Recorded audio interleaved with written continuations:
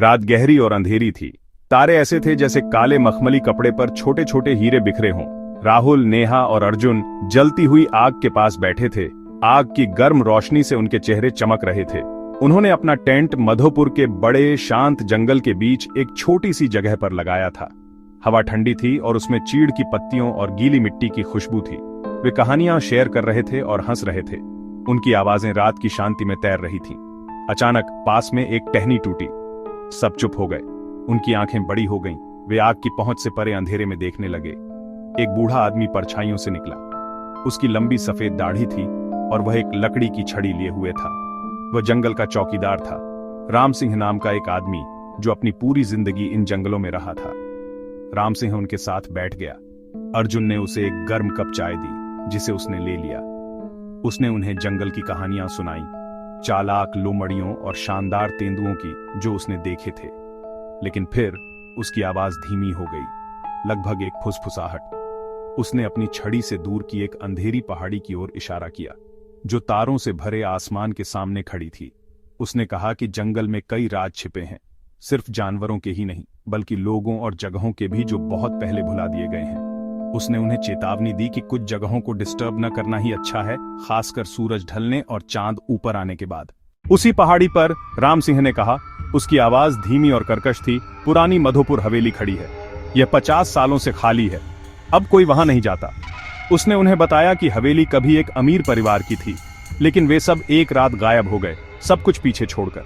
उसने अजीबोगरीब घटनाओं के बारे में बताया, हवा में फुसफुसाहट जो नामों को पुकारने जैसी लगती थी, और परछाइयां जो उन खिड़कियों में नाचती थीं जहां कोई नहीं रहता था। फिर उसने लेजेंड का सबसे डरावना हिस्सा बताया। हर रात ठीक आधी रात को, उसने आगे कहा, उसकी आंखें बड़ी हो गईं। हवेली के अंदर लाइटें जल जाती हैं, ज्यादा नहीं, बस ऊपर की एक खिड़की में एक सिंगल लैंप। लेकिन अजीब बात यह है कि बिजली दशकों पहले काट दी गई थी, तार टूटे हुए हैं, खंभे गिर गए हैं, वहां कोई पावर नहीं है, फिर भी लाइट बिना फेल हुए दिखाई देती है।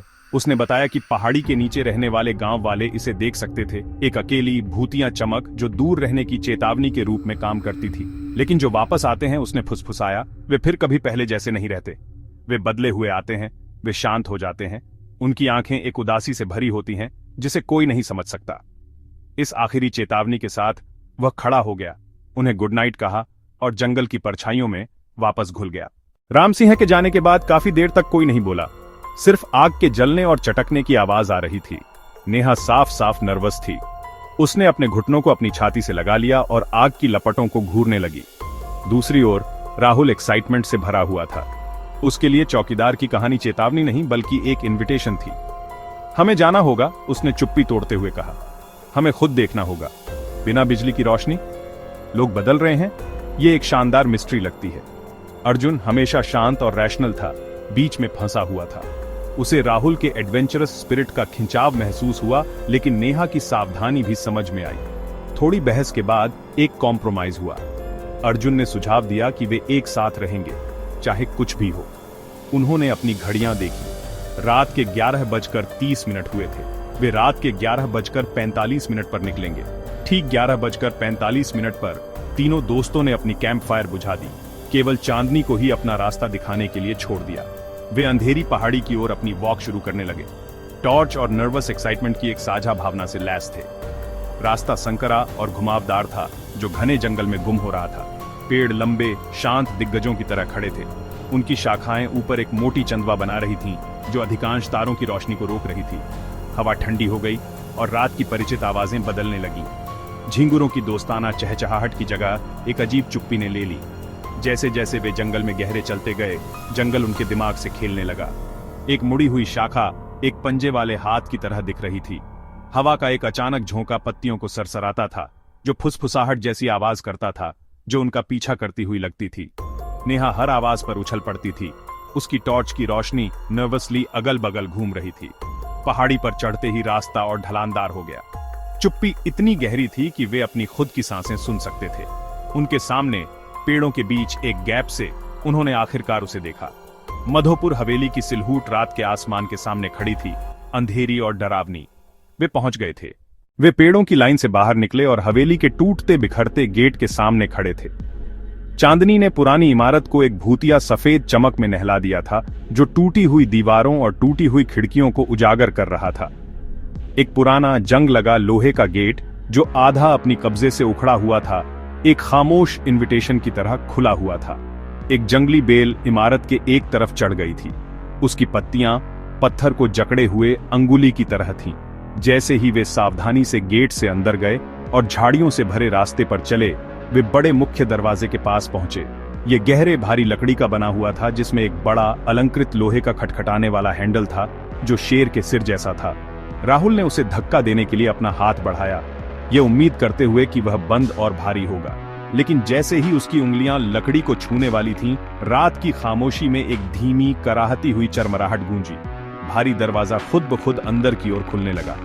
ये इतना चौड़ा खुला कि एक आदमी आसानी से अंदर जा सके। नेहा हाँफ उठी और एक कदम पीछे हट गई। उसका हाथ उसके मुंह पर चला गया। अर्जुन की टॉर्च की रोशनी कांप रही थी।